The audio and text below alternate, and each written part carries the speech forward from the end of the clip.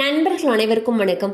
இன்னைக்கு நம்ம இந்த வீடியோல அக்டோபர் மாதம் முதல் அமலுக்கு வர இருக்கக்கூடிய சில முக்கியமான மாற்றங்கள் என்னென்ன அப்படின்றத பத்தி தான் பார்க்க போறோம்.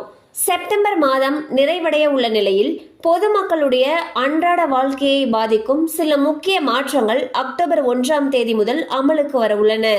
ஒவ்வொரு மாதமும் முதல் தேதியில் மிகவும் எதிர்பார்க்கப்படும் மாற்றங்களில் ஒன்று எல்பிஜி சிலிண்டர் விலையில் மாற்றம். கமர்ஷியல் சிலிண்டர் மற்றும் வீட்டு உபயோக சிலிண்டருடைய விலைகள் பெரும்பாலும் அரசாங்கத்தால் நிர்ணயிக்கப்படுகின்றன.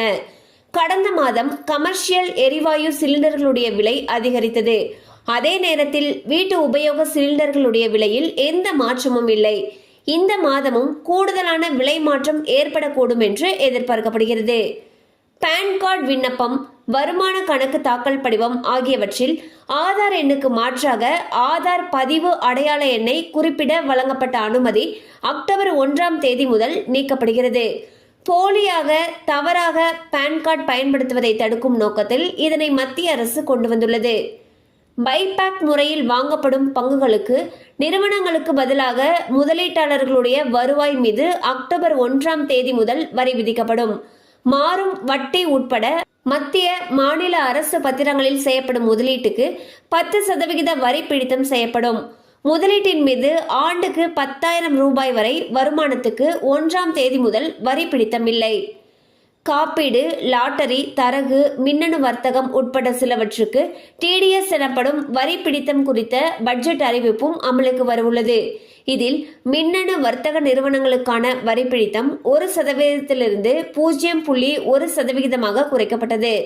வரி பாக்கி தொடர்பான வழக்குகள், தாவாக்களை தீர்த்து கொள்வதற்கான விவாத் சே விஸ்வாஸ் திட்டம் அக்டோபர் 1ஆம் தேதி முதல் டிசம்பர் 31ஆம் தேதி வரை செயல்படுத்தப்பட உள்ளது.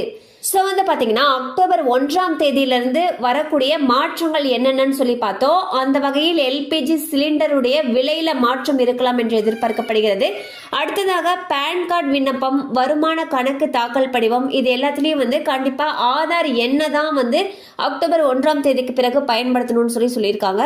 ஆதார் பதிவு எண் அடையாள எண்ணை குறிப்பிடக்கூடாதுன்னு சொல்லியிருக்காங்க. அடுத்து பாத்தீங்கன்னா வரி பாக்கி தொடர்பான வழக்குகள், தாவாக்களை தீர்த்து கொள்வதற்காக விவாத் சே விஸ்வாஸ் அப்படின்ற திட்டமானது அக்டோபர் 1ஆம் தேதியிலிருந்து டிசம்பர் 31ஆம் தேதி வரை செயல்படுத்தப்பட இருக்கிறதாகவும் சொல்லியிருக்காங்க. கண்டிப்பா அந்த அப்டேட்ஸ் உங்களுக்கு பயனுள்ளதா இருந்திருக்கும் நம்புறோம். மேலும் இது போல அப்டேட்ஸ் உங்களை உடனே ரீச் ஆகணும்னு நினைச்சீங்கன்னா நம்ம சேனலோட தொடர்ந்து இணைந்திருங்க.